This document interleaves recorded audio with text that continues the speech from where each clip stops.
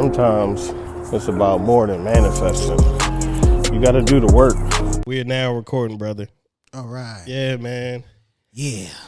Long time coming. Yeah. Long time coming, man. I'm gonna bring you in the right way, though. I gotta let these people know. Let them know who I am. I gotta let them know who you is. You know what I mean? I'm not a rapper, though. I'm not a rapper, though. Riddle me this, riddle me that, like who that kid? Put the world on his shoulder and he threw that shit. Perfect, allowed to think out of my box. The kid's got skill, painted imagery. The picture is my block. Time frame is simple. Hold on. We gotta bring him right back. I got one more. We gotta slow it down because he's going crazy with that one. Nah, we gonna bring it right back. We're gonna start it over. I'm not a rapper though. Yeah. Riddle me this, riddle me that, like who that kid? Put the world on his shoulder and he threw that shit. Perfect, allowed to think out of my box. This kid's got skill, painted imagery. The picture is my block. You know how you angry? Man, this shit sound good in the headphones. Dreams in a sandlot, please. Don't tell them nothing that this who can't. Yeah, your girl love you. If you going through something right now, we got the man who gonna talk to you right here in the flesh. Yeah.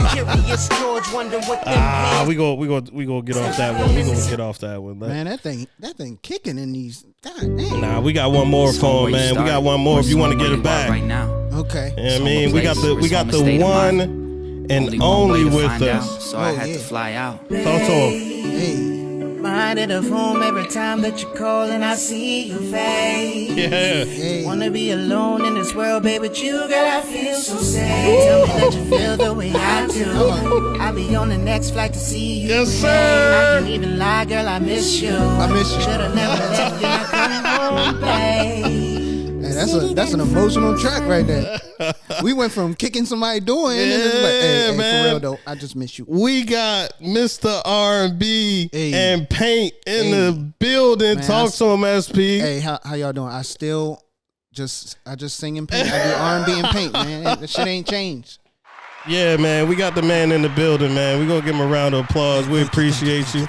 We appreciate you for coming to the Keep It Uplifting. Yeah, man, this is my Podcast. first time. This is my first time on this damn podcast show, man. I don't know how that happened. I've been around, and I ain't never get invited. I don't know how I feel about that, man. Hey, man, we had to save you an invite for when we had it right. It's a new year. It ain't a new me. Hey, man, Happy New Year. Happy New Year to you. Likewise. It's sir. never too late. Pay your taxes, all right? Everybody pay your taxes. And what? And keep your name. Keep Will Smith wife's name. Hey, keep the name out your mouth. That's what we got. That's what they told us to do, so we're going to do that. Yeah, man. So I wanted to bring you back to the show because you have a special event coming up at the Maryland Hall on what date? That'll be February 9th. It's a Thursday. February 9th. It's a Thursday. Yeah, it's an expo, right? Of your Yeah. artwork? I just been doing a couple of projects, and I was blessed to get the opportunity to get inside of Maryland Hall and have a residency there. So I've been there for like the last 4 months, just cranking them out. Okay. And then a gift. It's not a gift. It's part of the process. I'm gonna cut you off because we're gonna get to that. We're gonna get to that. But I do have a show. Yeah. So, I played the music in the beginning because there are many, many things that people may not know about you. Some people may know you as an artist. Some people may know you as a singer. Some people may know you as S. Dot. You know what I mean? That's a rapper. You know what I mean? By the way, because I do that too. So, what I wanted to start with was, were you always a painter? How was your childhood? Let's start from the beginning, man. How was childhood for you? And how did you get into the art aspect of your life? Okay, so I was born in Sheldon. Okay, we start from the beginning, right? Yeah. Shit. My name is Sheldon. That's what my mom gave me. I'm making fun of it, but I like my name.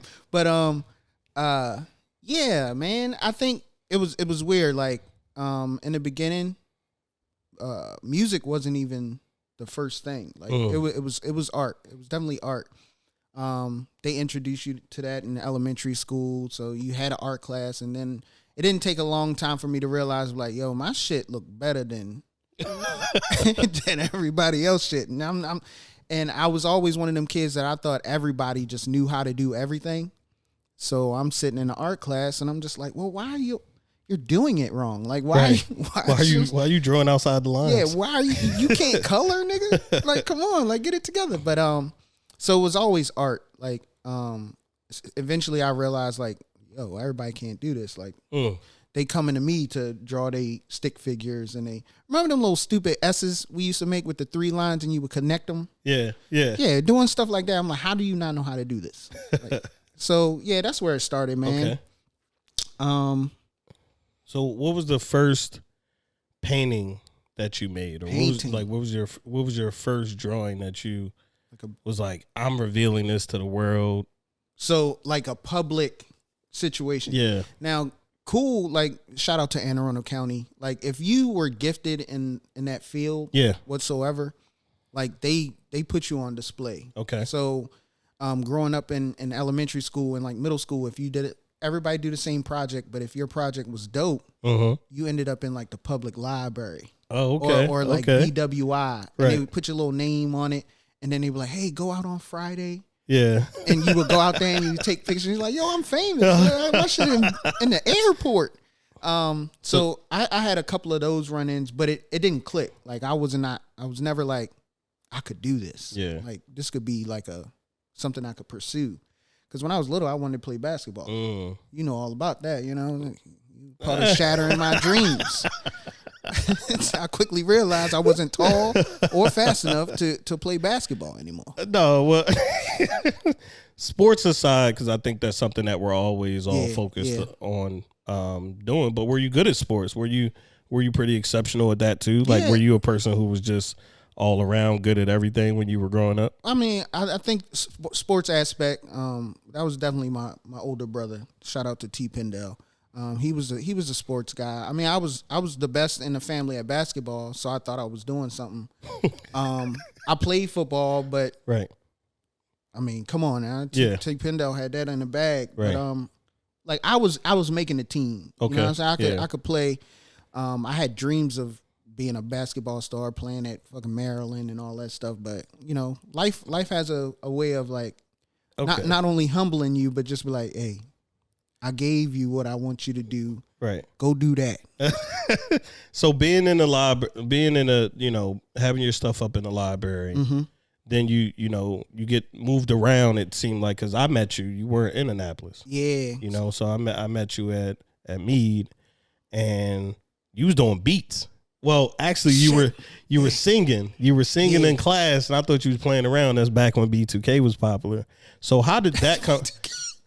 No, for real. Remember? Because you was like singing a song, but you made it seem like you was playing. Yeah, joking around. Yeah. So how did that come about, where maybe something you were joking around with, or how did the singing, singing aspect become like a real thing? Yeah. So, and that was same with art. Like, I don't think I tapped into any of them like full-hearted, passionately until around the high school time. With the whole singing thing, I'll go back to childhood real quick with the singing. I didn't realize, again, I was stupid. I didn't realize everybody couldn't sing. Like, I thought it was just like, if you want to sing, you can sing. Right. So this is how my whole mom and my family found out about me singing. It's 5th grade. So I went my whole 1st through 5th grade singing in the shower and stuff, and nobody even paid no mind to me, right? So I like Drew Hill. Shout out to Drew Hill at the time. And then like one day there was this guy, and I'm still looking for you, bro. So if you hear this, hit me up. Henry, his name was Henry Long. Okay. And he could sing. Okay. And I was like, why are everybody making a big deal about this dude singing? Everybody can sing. Right. I can sing. Right. So he was in the talent show. So I said, I'm going to put myself in the talent show too. Okay. So I said, hey, Mom, come to the Boys and Girls Club on Friday. Why? I'm in a talent show. She was like, oh, what you going to do? You going to dance or something? I was like, nah, I'm singing. And she was like, what? Boy, you can't sing. I said, come to the talent show. Yeah. So she comes to the talent show. Everybody comes. Mom, brothers and sisters, they all in the back. I guess they was in the back, so if I sucked, they could just like sneak out, and ain't nobody gonna know. Because now I'm thinking about, I'm like, yo, why wouldn't y'all up front, yo? What the fuck? So you know, Henry go first, right? Yeah. He I forgot what song he sang, but he killed it. Oh no, not this time. This time he didn't go first. He was the showstopper, so they was like, "Yo, you go last." Oh, they knew Henry Long. Everybody know Henry Long was gonna kill this show, so they were like, "Hey, Sheldon, you can go." Right. So I'm singing Drew Hill. Song come on, everybody know it. So the intro, man, I think it was "Sleeping in My Bed" is what I sung. Man, I sang that song, and I probably got like 10 seconds in, 15 seconds in, and my mom was sitting in the back, and she just stood up, like shocked, and then she just starts crying. Oh, man. And I was just like, well, I can't, show must go on, so I'm singing this thing. I sung my heart out, right? So I killed it. And then my mom was just back there crying, everybody clapping. And then my man Henry Long was just like, I gotta go. I got something to do. Because I don't even think he sung that day after that. He was just like, he killed it. I'm gonna just let him have that. Bro, how you get rid of Henry Long? I thought now you looking for him. I'm looking for him because he my dog, yo. You want to step on him again. Yeah, I'm like, hey, you want to battle right now? But yeah, so I mean, that's how that whole thing started. And we get home and mom's like, why didn't you tell me you could sing? I'm like, I sing all the time. I sing in the shower. Y'all ain't hear me? Like, I thought everybody could do this. My bad. So, so we'll fast forward back to high school. Around this time, this is when like American Idol and stuff starting to kick in. Yeah. So, she starts entering me in all the competitions. Like WPGC got something, I'm there. Yeah. KYA, all the radio stations. If they got something, I'm there. And then American Idol start popping off, I'm there. Like she's driving me. We going all over the country. We sleeping in the vehicle just to try to like get me on. You know what I'm saying? And what age is this, by the way? I was a teenager. It went from like my mid-teens to late teens into my early 20s. That's crazy. So hold on, let's stop for a second. Yeah. Let's stop. So I didn't know this. So this is news to me. You singing a talent show, what, 5th, 6th grade? Yeah. Elementary school. Mom tears. Tears up. From that point on, I knew I was doing something that a lot of people wasn't capable of doing. But then you're even entered in show. You're now getting put into. I'm like little Michael Jackson in Jackson 5. I never knew that. Yeah. And you're a very humble guy. You never even talked about this one because I wasn't winning. Like, okay. like I was going to these joints and most of them weren't like competition. It was just like, you know, the judges panel, and if they like you, hey, you get a deal. Stick around. We're gonna want to talk to you at the end. So there's adults, kids, all kinds of stuff. So you competing. So it's just like I'm not game different now. These kids be crying and. Man, they actually go up against their peers. You going up against people who've been singing their whole life, right? Like vocal coaches. Like I'll never forget. I forgot the year. I mean, I got it on my Facebook. I could pull it up, but American Idol. I had to go audition in Minnesota. Yeah. My mom couldn't go because she had to work.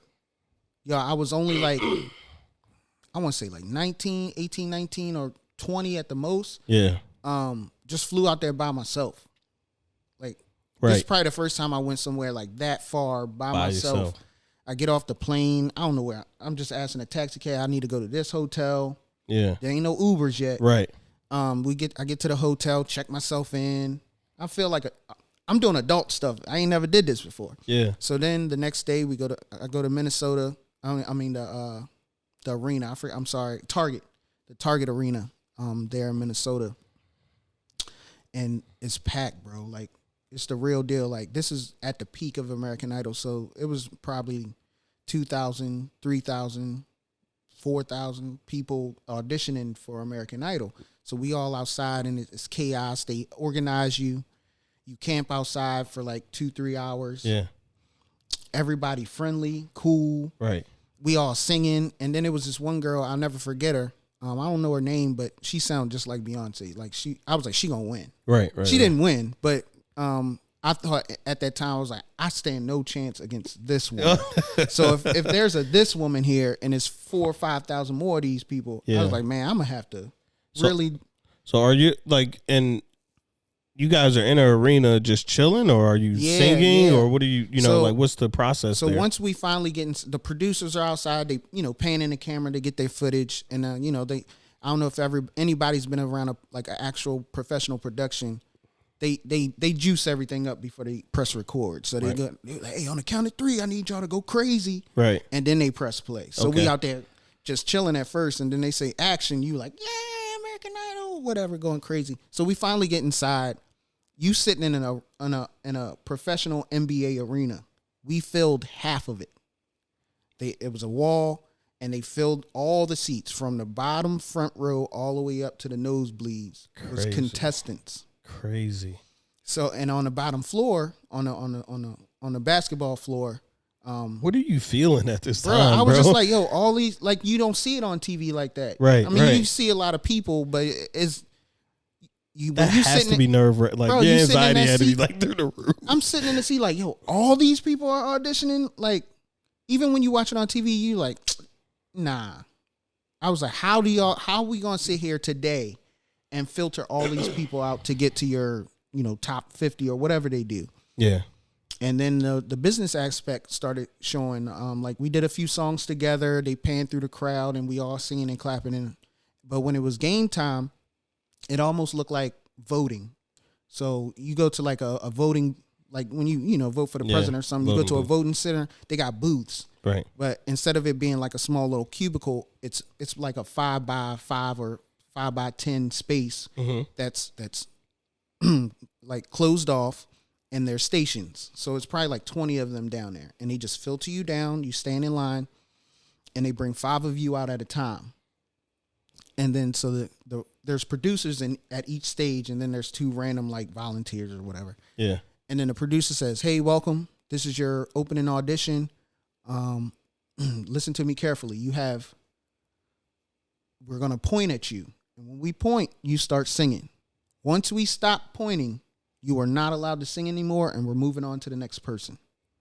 So they're doing a fucking shotgun audition. Like, you don't know how long they're gonna give you. Right. So if you're smart, you're not in the front of the line. So I was in the back, towards the back, and I'm just watching these auditions, and he points, and the girl's like, row, row, row, and he goes to the next one. So all you got to say for your American Idol audition was row, row, row, and then he was like, nah, you not it. Wow. So now I'm sitting there like, yo, I had a whole song ready to go. Right. I got to pick the best.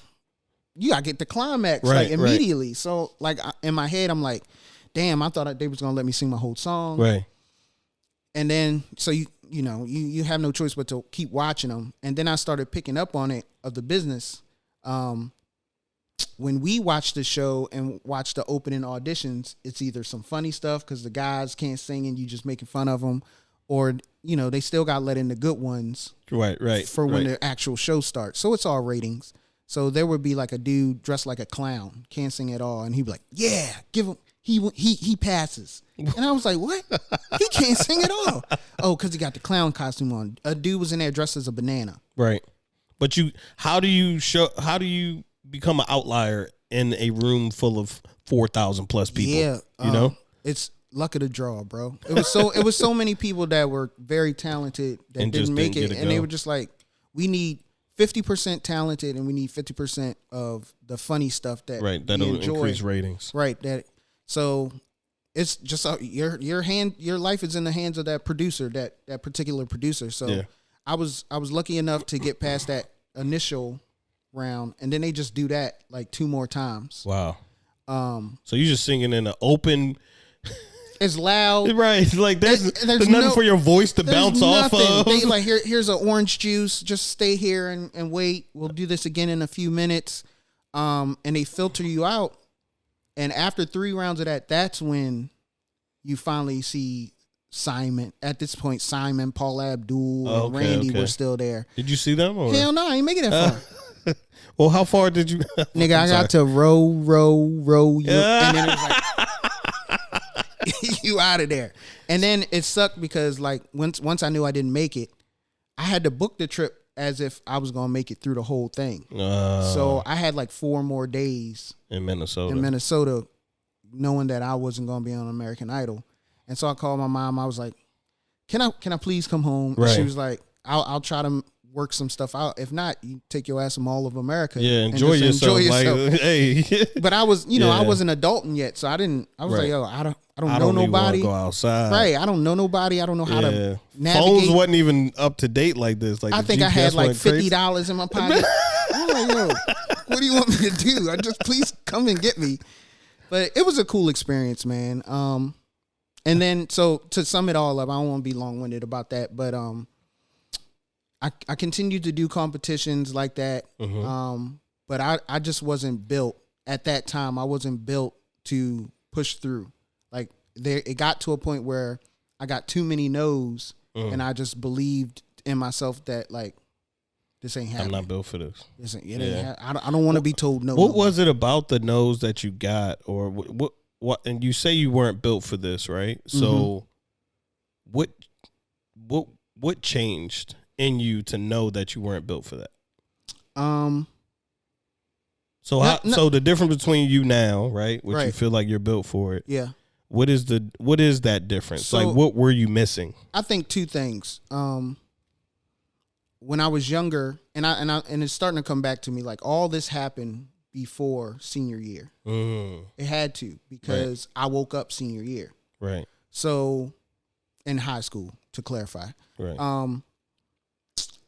It was two things. Like, one, no one ever prepared me or told me that somebody gonna say no. And that you need to be okay with that. Because growing up, I was winning the competitions. Right. I was winning the talent shows.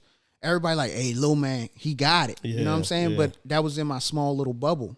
It's kind of like a professional football or basketball player. Right. Yeah, you dope in your town. Right. And then when you get to college, or then you get to AAU. Yeah. Even AAU, and then you y'all realize, go down Florida and y'all get stomped by 50 by everybody. You right. Like, right. So it was one of those things. Like locally, I was killing it, but I never could fathom that. Like, never faced adversity at home. I didn't realize that many people was doing this thing. You know, right. So I wasn't prepared to be rejected professionally. So when I got into these realms where we were actually competing with a whole bunch of people that you not that special no more. Right. No. All right. Well, fuck it. We get it next time. Right. Ain't no way I'm gonna lose twice. Right. No. And then like 10 more no's, and you just like, hey, yo, I don't want I don't want to get told no more. You know what I'm saying? So, and I was still a kid, so I was just like, whatever. But then I woke up like senior year when I start rocking with y'all, and I go to Meade. Shout out to Rob. Rob introduced me. Him and his mans was making albums and stuff. We ain't nobody making no albums, so he coming there with some discs and some CDs, and I'm just like, yo, what y'all doing? Oh, I got a studio. You got a studio, bruh. Yeah, I remember that. I be doing it. We was everybody was in shock, bro. Like, how'd you do this? Right. Yeah, y'all got pictures. And this is a real CD. Right, yeah, like no, you got a CD, you got a CD case. Yeah. You got graphics, and you selling it it for $5. Like, I want $5. So I was like, yo, I can do this. Like, so, he gave me a chance. We made a little mixtape. The mixtape blew up at the school, and I was just like, this is what I want to do. Yeah. Like, I can do this. And even if my fame only got as far as making my own CDs and selling them, like that was my little taste of entrepreneurship. You know what I'm saying? I was like, dang, people are willing to buy something I make. Yeah. And so that's where my music portion just took off. Okay. Eventually, a few years later, the art kind of clicked into it. Like, yo, people will buy this. Well, I mean, you were doing art, right? Because I remember you were making T-shirts, bro. Yeah. So that little, I mean, that was the hood grind. You know what I'm saying? You was like, yo, if I'm trying to get a bag of nachos and a Hawaiian punch for lunch. So if I can make a little, the puffy paint T-shirt and people gonna buy these. Yeah. Sure. Let's do it. I mean, you always been at it, bro. And, so after high school, right, Rob shows you the studio. And Rob, forgive us because I don't know your Muslim name. Oh, well, I'd said Rob on purpose because at the time he was Rob. I was just doing timeline. Yeah, I don't want to disrespect. No disrespect. Yeah, please. but the studio with him, but then at some point you were still continuing the music, right? Yeah. What happened there? What formed out of that? Because Rob shut down the studio. Right. We had a whole group for a while, and that joint was rocking for maybe 2 years. But commitment and not knowing the ins and outs of that business, like he wasn't getting no help. Right. So he had to shut it down. But I still wanted to do it, and at this point in his life, he was kind of like taking a break. So he gave me all his equipment, everything, mic, the not his computer, but the program. Yeah. And he was like, "You already know how to do it, bro." And I was like, "Man, you gave me the keys to the city. Right. I didn't sit in my house and create." So I'm like, "Bet." So started doing my own thing, making my own music, and then we had people in our circle that had interest in it too. So I was just like, all right, let's do that. So that's how I created F Sharp Entertainment, and that was big, man. I thought at that point I was like, yo, we getting signed. Yeah. Yo, this is it. This is it. Like, ain't no way they not gonna like this heat that we putting out there. Thinking about it, hindsight, like we had the talent and we had the know-how to create the music, but we had no clue how to market, run a business. Yeah. You know what I'm saying? So we didn't know how to, outside of uploading it on MySpace, right, and putting it on our MySpace page, and maybe making a $4 video on YouTube with the shittiest camera we could find. Old videos. Yo, we really thought we was gonna upload that joint on YouTube with no marketing, no nothing, and just pray that we were one of those lucky ones, kind of like a Soldier Boy if we really want to get into the YouTube stuff, it did pretty well, man. It did. I mean, that once we got the hang of it, it started doing well. But in the beginning, I was just like, we got an album. It's $10. I'm selling out my trunk. How we gonna get this to the radio station? I'm gonna just write the radio station address and put it in the envelope and send it to them, man. And maybe somebody will play the. I ain't even have a manager. Oh yeah, that was look, my video skills escalated very quickly. Yeah, that's a good one. That's a good one too. It happened. You know what I'm saying? Yeah. This ain't, we could maybe turn that bass up a little bit, but come on, man, it's YouTube. But this thing was going crazy, brother. Man, I was a young dude, man. I ain't even have a beer belly or nothing yet. So okay, F Sharp Studios is in effect. It's going crazy. We doing shows, we traveling. It's busy, bro. Like I really thought we was going somewhere, man. I was married at the time. Shout out to the ex. She was the manager. Right. And she was doing her job. Like, I could never get us shows. And maybe it was a racial thing, because a lot of the clubs at the time that we were trying to rock with, they were white owned, and they really weren't vibing with hip hop, because the association with hip hop typically is people coming in there starting fights, and then it's a whole issue. This is like 2012, right? Yeah. So different climate for the people. At the time they wasn't rocking. Right. But so for those who don't know, my ex-wife was white, so she I was like, yo, how about you write the email and see what happens? So she wrote an email. She would get a meeting. She would go in a meeting, and she was so smart because she would never say hip hop. She'd be like, so what do you guys do? We're like, we just do music. I have a group. Yeah, it's a music group. We do popular songs. And then so the manager's like, and she would dress to impress. Right. So the manager's like, oh yeah, we'll give you 2 shows. And she walk out, shake the hand. They would give us a contract. We wouldn't get nothing. We would get the door and pre-sale tickets. Okay. We didn't get the bar or nothing. And every time she would come home, she'd be like, here's the contract. Y'all in Friday night. And we would show up. And he'd be like, hey, yeah, we F Sharp. And then you could see the manager like, damn it. They got us. Why'd you choose F Sharp? Like what's the meaning behind the name? We were just sitting down. Honestly, man, we were just sitting down. Me and Be Easy Brandon.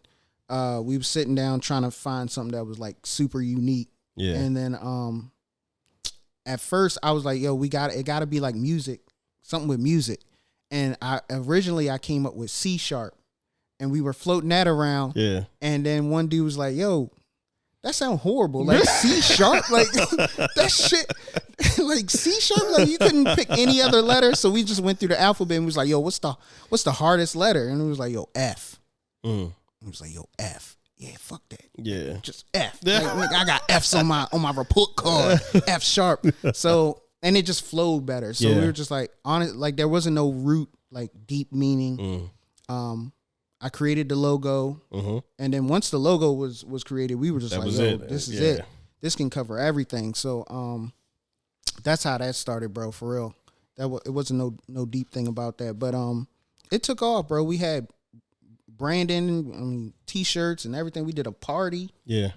Yeah, I remember. Yeah, I really thought that joint was going to take off. And then reality hit, you know. We started having to learn the business side of things and marketing and putting money into it. And, you know, as a group, like at this point, the group was expanding. We had so many members, but everybody was just wanting to show up and do, but nobody wanted to do the back end. Right. None of that hard work, none of that promotion, none of that. They were just like, yo, I just want to record and do shows. Yeah. Yeah. And I was like, well, there's a lot more to being a boss and being a part of something than just showing up. That shit ain't gonna work. It ain't gonna work. So, I still had the passion. So I was just like, y'all can do what y'all want. This is my baby. Like F# is going with me. So I continue to do music. I continue to try to do shows. And then when I got married, things slowed down dramatically. Right. Just because my responsibility and my perspective changed a little bit. So then it kind of faded off a little bit for a little while. Okay. So financial issues, support issues as far as F#. And so F# Entertainment, the music side of it starts to slow down. Yes. Where do we go from there that starts to get us back to the art? Because I feel like the art started picking up at some point. All right, so I was out, like, I don't want to get twisted. I'll tell y'all, like, I never stopped doing music. Like, I was always, like, because I had a whole man cave, so I had a whole creative space. I know you never stopped doing music. I got the song. No, I got them. So I was like, yo, if it happened, it happened. But, you know, at this point, I'm like, it's going to have to be luck for me to really, like, get known or track down. But in my spare time, I started picking up painting again, and I was just, like, painting and doing little nicks and necks. But every time I would do something, somebody was buying it. And I was like, damn. And then I was doing graphic design. So I was still doing CD covers for people, and I was like, yo, let me expand F# to be like a umbrella, like a whole thing. So I was like, F# Entertainment's still there, but I'm going to make it F# Studio so I can do my art stuff too. And then once I got that name, you know, I got it copywritten and all of that stuff. And then I was like, yo, whatever side of this passion going to make me the most money and take off first, that's where I'm going to go. So it was cool, man. Started doing paintings. I still wasn't on like the professional tip yet. I was just doing here and there, nicks and knacks, and whoever bought it. I don't think I really like tapped in until the art side until the marriage fell apart. And then I was just like, well, I ain't got shit else to do. Let's get it. Let's work on it. Yeah, man. So marriage falls apart. How do you think you took some of whatever you were feeling and put it into your craft at that point? Yeah. One thing that I'll shout out to the ex-wife again. One thing through all the arguments and the craziness stuff that we had towards the end, one thing that'll resonate with me forever. We were arguing one time and she said, "You've changed, right?" And I was like, okay. And she had her reasons as to why she felt that way. But the biggest one, she was just like, when I met you, you were a grinder. She was like, you were grinding. You had 2 jobs. You were doing the music thing. You were going out on shows. You doing this and doing that. And she was like, you just had bigger aspirations. And she was like, somewhere along the line that went away. And she was like, and that was one of the main things that attracted me to you in the beginning. And then so, you know, now I'm by myself and I'm just like, damn, I got to do something. I got to grind. Man, where you getting all this stuff from, man? Just like stacking up on stuff. No, I'm just saying, you said it, man. They gonna love me for what? Yeah, and that's what it was, man. So when she said that shit, I was like, damn, man, I fell off like that. Why you let me fall off like that? I don't want to fall off like that. So, and shit changed. Like when you by yourself and you got time to like where do you go from here? She not coming back, bro. Yeah, you on your own. Like what you gonna do about it? So then the lights started coming on. I'm like, yo, I gotta do more. I gotta do what I was doing before I got married and do all of that. So that's when it really started kicking in heavy. When I got my own space again, I knew I was like, all right, I want to do this. I'm still doing the music stuff. Still got the studio. Right. So we started cranking out music and stuff again. And old friends from Annapolis that I was doing art with, shout out to Cell, call myself Brown. He gave me a few opportunities art wise, and that just like every opportunity just excelled it more. Like it was just like lighting the fire more. Yeah. So now it's locked in. Like I'm at the point now. It's just like these are my gifts, and this is what I'm gonna continue to do. Yeah. Like I'm gonna do art. I'm gonna do music. Yeah. So every once in a while they be like, "Yo, you still doing the music thing?" I'm like, "Yeah, it's coming. Yes, sir. Yeah, I'm gonna post something. Don't worry about it." And then it's just waves. So now when I'm doing music, the art fall off a little bit, and then they're like, "Yo, you still paint?" I'm like, "Yeah, it's coming." Okay, it's coming. okay. So it's still waves. Like I really enjoy TikTok. Is awesome because it gives me a way to still create music in between times. Like when I'm really doing my art stuff, I can just log on to TikTok, and there's producers everywhere. Right. So these producers just be like, yo, like spit on this, or give me your best R&B on this, and I'm like, that's right. 30 seconds. I can make a 30-second song. Right. I don't got to do all the beat. I don't come up with the beat. None of that. I said, man, this how I feel to be like artist. It's like SoundCloud. Right. SoundCloud. But even like more accessible, faster. You ain't got to search. Right. But it do give you a little taste of it. Like, you know how many beats people send Lil Wayne and just like, yo, hop on this, and then he get to like pick and choose what he want to do. So that's crazy. Yeah, I never even thought about how a bigger artist is just imagine what they inbox. They don't even look at it no more. They just like, yo, people send me hundreds of beats a day. And that's kind of what it is like on TikTok now. If you're an artist, their producers ain't even tripping no more. They not even saying, buy my beat or do this. They're just saying, get on this. And if it blow up on TikTok, we'll follow up. So now did we skip the art show? Your first art show? My first one? Yeah. We skipped that, man. Not really. My first art show was amazing. You had tickets. They was $25. Right, but it was after I dipped out from here. Yeah. So don't. So we skip it, we still on it. Okay. We still on it then. So I mean. So how did that come about? Right, you doing the art at the show. You back on the music thing. So yeah. You get connected with Cell and well, then, all right. So the art show was before Cell. Okay. So I did skip it. My fault, man. I'm so sorry. So sorry. Can we just start over? No. So cut. Yeah, cut. Man, let's do it all over, man. I should have wrote a timeline down here on No, but I just don't want to skip that because that was pivotal. Yeah, I thought that was big. That was the first time I seen a flyer. Yeah, you had sent tickets around. So at the time creativity was flowing, bro. I had my own apartment. I had so much space in my apartment, so I'm just like cranking out art. I just had an art fever, so I was just like making art, and this shit was good. So I was just like, I said, yo, I always wanted to have a show. I gotta do a show. Yeah. And at the time, I had 2 jobs. So shout out to the ex. I'm grinding. Right. I got 2 jobs, and I'm just trying to make it work because this is like my first time as an adult, like on your own, on my own, trying to survive. So, my part-time job was at this place called Char House in Annapolis, like a fine dining seafood restaurant downtown, right on the water. And we had this big ass banquet hall in there. So I was like, yo, if I have a show, I'm gonna just do it at work because I'll get a mad discount. Like, yeah, big on time. the space, right? On the space and on the food. Like, because I had food there and shit. Okay, so okay. 50% off basically. So I was like, I can work here, and the money the money I earn here, I'm just gonna pay for the show, and it won't affect my bills or whatsoever.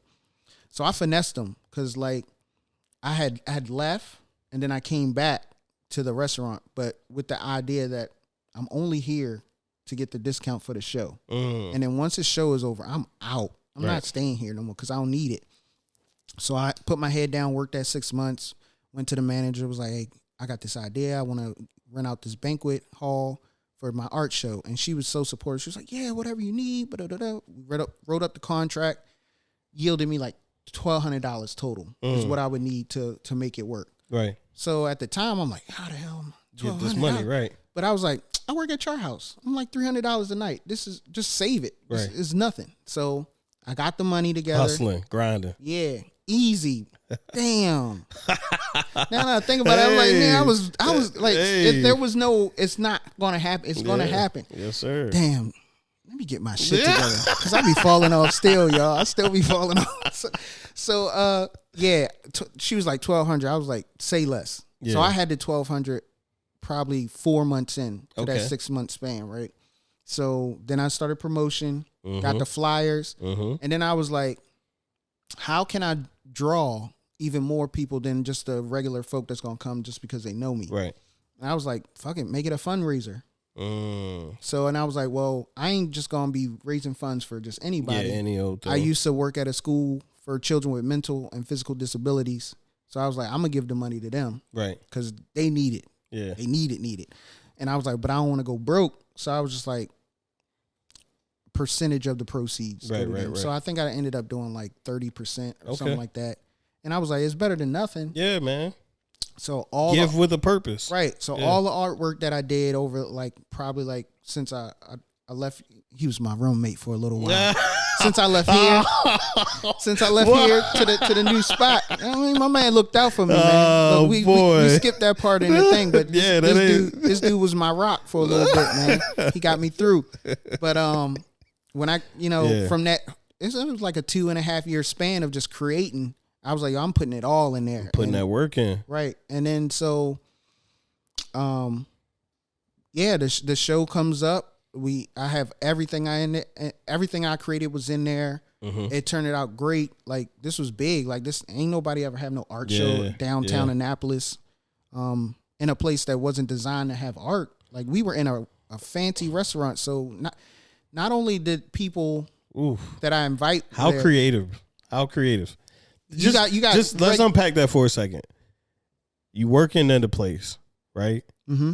You grinding, you doing whatever you got to do. You working 2 jobs, painting on the side to get that, hustle those, because you were selling those too at the time, right? Mm-hmm. So you hustling, you working 3 jobs technically, and then you're at work and you see an opportunity, right? You and that joint just came up like. Boop. And then you seize the opportunity. They write you a contract, right? So you take that action, get the contract.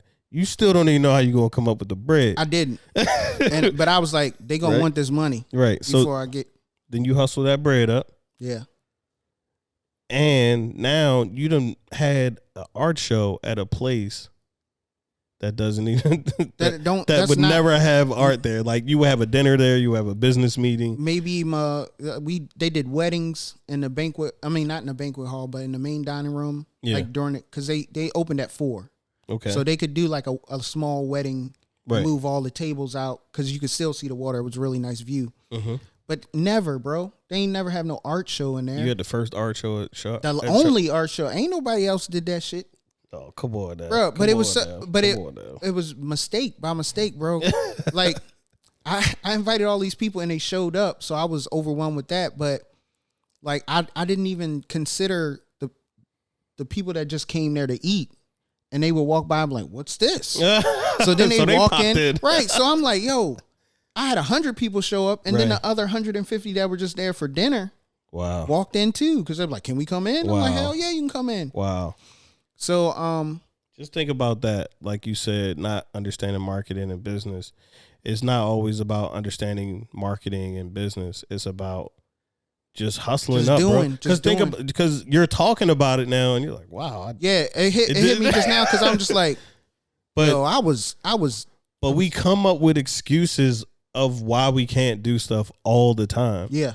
And you just wanting to do something created a situation for yourself. And this is the stuff that, the self-help people talk about, or people who, be hustling and doing a bunch of stuff always talk about. But this is real, dog. Like, yeah, I think with me, and even now, like I noticed, like, yo, once you have a contract or a deadline or something that like is like not 100% in your control anymore. Yeah, you got to. You don't have there is no more negotiation at that point.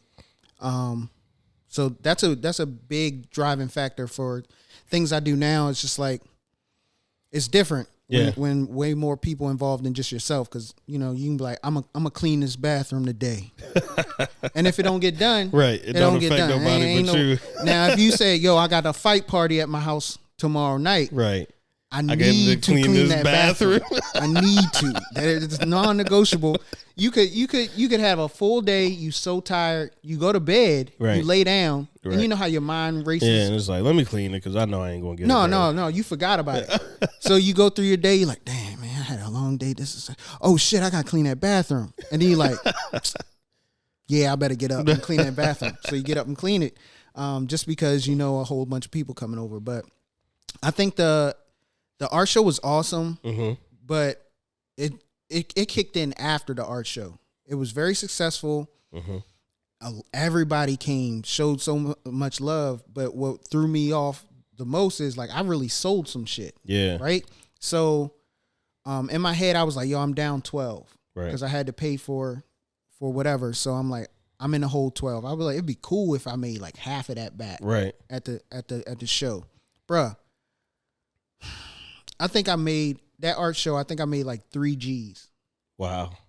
And that was after I covered the negative. Right. So this is net 3. Wow. And I never forget because it was, for the most part, it was like Cash App, or what was it, eBay. I had the little reader, but the bulk of it was cash. So I'm at home with my girl, and we just like laid all the money out on the bed, and I was just like, I made $3,000 in one night in an art show. And I say, yo, I'm not even making $3,000 on my paycheck every 2 weeks. So then I said, I'll never forget it. I was like, yo, I'm gonna quit my job. Right. I'm quitting. If I can do this in one night, nigga, and sky's the limit. That made it real. I'm sure that made it super real. It made it real, but she brought me back down to reality. She was like, no. You're not going to quit your job. You can keep doing this. And it'll get bigger and bigger. Right. And then you can quit your job. Right. She was like, but not after the first show. You ready just go in 3 bands going to go away. It's like that. What was that? Office Space, when you just come in there and just knock everything over. I'm like, who's coming with me? I was ready to walk into work like that. Like, yo, y'all can't pay me 3 G's a night. That's crazy though. $3,000 in one night. Yeah, but it wasn't one night though. No, that's the whole thing about the overnight success. You know what I'm saying? Yeah, it took 1 year of you doing different things, right? Yeah, and then 4 months at a minimum, right? But like we were talking about it off mic, but 2 years of painting, just painting, right? Painting, no planning, because I didn't even know about the show. The show just came up one day while I was at work. I was like, this space could work, right? You know what I mean? But yeah, I'm guilty of it too. Like sometimes we forget about the journey and the road too, and just you're in the now. You're like, damn, I did that, and you're like, well, I'm gonna do it again. And like if they would have came around and was like, yo, this party was a success. The bar, we got so much money from your event. We want you to do it again next month. Right. I wouldn't have been able to pull it off. Right. Like that was 2 years worth of artwork. Right. Like. I can't replicate 2 years worth of artwork in a month. Right. So yeah, you're right, man. I didn't think about it like that. But thank God I didn't Yeah, I quit my damn job because I might not be in this chair right now if I hadn't went that route. But man, yeah, that's what. Once I got home and had all that money from that art show, I was like, yo, this is not going anywhere. I'm gonna continue to do this no matter what. And yeah, I still have my job, but like if the opportunity ever presents itself where it's going so well, I don't need the job no more. Like it might be covering your electric bill or something like that. Yeah.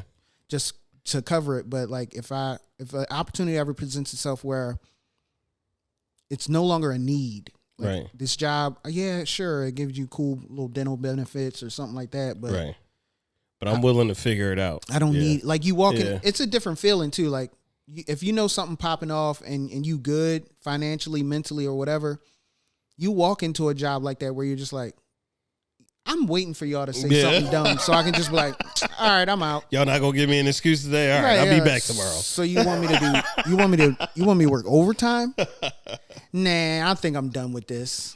And then you just get up out of there. But we're not there yet, but I'm hopeful, you know what I'm saying? I'm gonna keep grinding, keep doing what I do. Yeah, so we're gonna fast forward a little bit, you know, to current time. Somehow you ended up at the Maryland Hall. Right. Which is amazing, man. Which is amazing. I can give you a quick. Let's give you a round of applause. Oh, thank you. You know what I mean? I'll run that down real quick. So the Maryland Hall opportunity just came about because a few months prior to that, I had a show at Maryland Hall with Carmicel and this guy, good guy, D Ward. Okay. They invited me. They was like, "Hey, man, just put a couple of pieces together. We'll put you in the show." Right. I ain't even my show. I feel like did I pop up? No, you popped up to the. Oh, you had your own. No, you. It was just another event. Okay, you popped up at. You everywhere. Yeah, I be trying to move.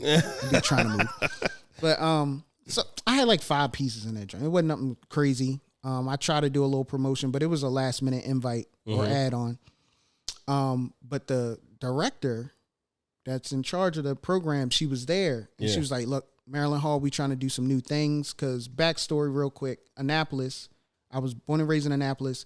And Maryland Hall sits out front of Bates Middle School. Okay. We went to Bates. All the little badass black kids went to Bates. But we were never invited to Maryland Hall. Like it was always a place for the arts. Right. And a place for creative people. But like it was kind of, we were kind of shut out, if we being real. Like it wasn't a lot of black presence inside of Maryland Hall growing up. Okay. But now they're under new leadership and they want it to be more diverse, more accepting to all cultures and all people. And they're doing a great job about it. So they were just like, look, we're going to restart this program where we bring artists in and they do residencies. And she's saying this, but I don't even think she know, like, I'm on it. Like, right. I said, okay. Yeah. So like a month later, I reached out to her and I was like, I want to follow up. I want to do this program you talking about. She was like, oh, we ain't even got it going yet, but okay, I'll keep you in mind. I said, okay.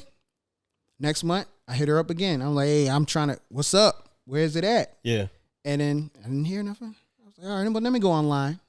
I applied because it was the application was open. So I applied. Then I followed up again. I was like, hey, I'm really trying to do this. Yeah. And that's when she hit me back and she was like, all right, great. When you want to start? And gave me a date and I was in there and I was like, bet. Beautiful. So yeah, man, it took off, you know, 3 to 4 month period, and then now the show's coming up. It was a grind, but and what date is that show again? It's February 9th. Okay, in Annapolis, Maryland. February 9th is what you're saying. We're gonna make sure we get this clip. February 9th. February 9th. It's a Thursday though. Okay. So if you got work the next day, be there anyway. Yeah, you know what I'm saying? Take a Gatorade. I mean, a Red Bull the next day or something. It ain't too late. It's 5:30 to 8:30. Okay. So you can still get your 8 hours or 7 hours of sleep for the next day. Yeah. But it'd be nice to see some people I ain't seen in a while to come on out there, man. Yeah, I'm putting this everywhere. So. And if you need a little extra motivation, Kevin Hart probably be there. That's what he said. Kevin Hart. Now I'm like, you know how the clubs promote. They're like, Snoop Dogg's gonna be in the building, and then you get there and ain't no Snoop Dogg. This is one of those things. Kevin Hart, Will Smith, Michael Jordan. Michael Jordan, he a good friend. He gonna be there too. LeBron James, Mike. Yeah, but if you got some time, February what? February 9th. February 9th. Be sure to tap in, and Barack Obama said he might do that. And come support the great, the honorable. That's a lot, man. That's a lot of pressure. But just come out and enjoy it. There's 3 levels to the Maryland Hall. It's like 30 years of work, though, man. It is, man. They gotta come support the God. It's a big deal, man. Bring your checkbook if you really want to do something. Yeah. You know what I'm saying? Buy one of them joints. These are things that have never been seen before, too, right? Like this is all new. All new. I did bring back a few you've seen, right? Like right. the world ain't seen them joints, right. but there's a few in the show that you've seen. But they're just so dope. I just wanted to bring them out. But these are still one of ones. Like you typically don't do the same thing over. Nah, no. Unless it's some smaller art, some print stuff. Yeah. Nah. If you buy one of these, you got it. Yeah, man. 101 black art. Definitely come out and support the God, man. Yeah, that'd be dope. Fill that joint up so they invite me back.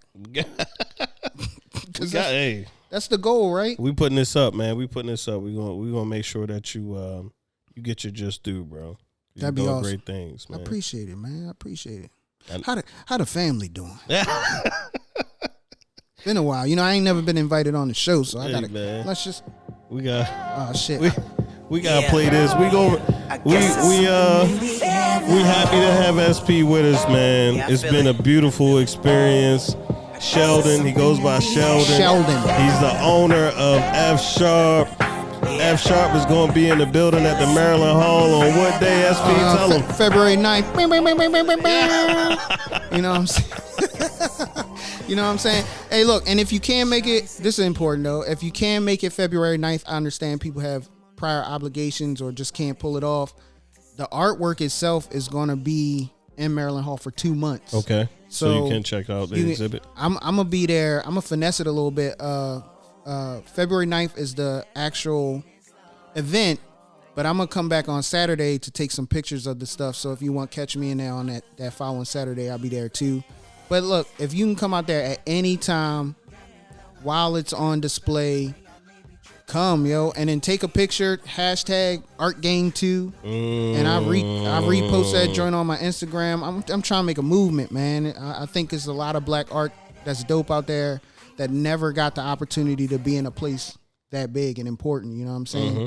And it ain't just about me. It's just like trying to get some new dope young artists in a place where it was so like proper and yeah. You know what I'm saying? Yeah, like, man. We want to break the mold, man. Like, knock some doors down and give people opportunities that never had that opportunity before. Fill in the space that we were never able to occupy. That's a T-shirt, bro. Yes, sir. Yes, sir. I like that. Right there. I'm putting that on my T-shirt, platform, not yours. Yeah, man. But as far as maybe people can't make it to the Maryland Hall to see the exhibit. They can't make it, the following Saturdays. Is there anywhere else that they can tap in with the God? Man, they can tap in, man. We on Instagram, SP_UniqueChild. I'm everywhere, man. Facebook. Just type in Sheldon. What about F Sharp? First one that's gonna pop up when you type in Sheldon. F Sharp Studio. We have a page on Instagram as well. It's just F Sharp Studio. All one word. Website for you at all? There's a website, but that joint whack. So we're gonna do it all over again. Okay. So right now the primary contacts would be Facebook, Instagram, and that's about it really. KIU. I'm an avid supporter of Keep It Uplifting podcast, so I'm sure you can get to me from there as well. Yeah. Yeah, man. I'm around, man. We just trying to make things happen, man. This ain't the first time. This won't be the last time. Okay. Well, we appreciate you. I really wish you would just invite me more. You know what I mean? I can be a co-host every once in a while. Hey, man, we appreciate you for coming on the pod. He cut me off. He played the award music. I'm like, all right, cut this nigga off. We're very grateful for having you because this is one of many shows that you will be doing. This is, the beginning of your ascension in this space. Yeah, man. So I'm happy to be one of your first sit downs on this promo run, man. Hey, man, I really appreciate it. I feel like I'm on tour or something, man. I need to do like 4 or 5 more of these things to really get the word out. But yeah, man, I really appreciate everything you do and all of the support. I know you're gonna be there, all dappered out, looking yes, good. Sir. Yeah, if you want to come see me, man, I'm going to be there. And this is rare, looking good, because my man don't be making no any kind of public appearance. Yeah, I'm very uncomfortable being outside, but this is a year of being uncomfortable. So I'm excited to push the limit a little bit. I'm gonna get spiffy. Y'all can get spiffy too, but you can come as you are, just like church. And we out, man. We gonna let this thing breathe. Hey, 2023, man. It's gonna be real, bro.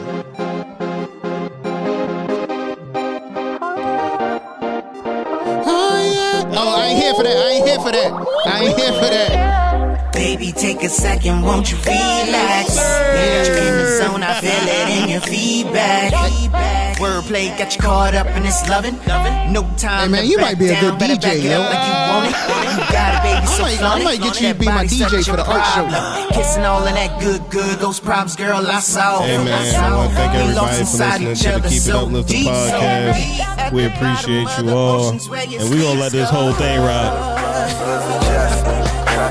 Something in the air, it's just a bump. Something like a mistake, I can't even see straight. Do you feel the vibes, babe? Do you feel the vibes? But I have it in the truth, got me blowing up. Never felt the same. Yeah, all I need to know is the truth. Don't you hesitate. Tell me, are you ready for this loving, babe? Everything is right and I'm ready. Hey, man, if you haven't been to the YouTube channel, man, we gonna make videos again. UniqueChild. They want the videos. Yeah, we want it all, man. And this, if he wants to upload this, will be available to him at any point in time if he wants to put this. That's on a lot his of pressure. well. I guess I'm gonna have to put it on the channel. Let everybody know.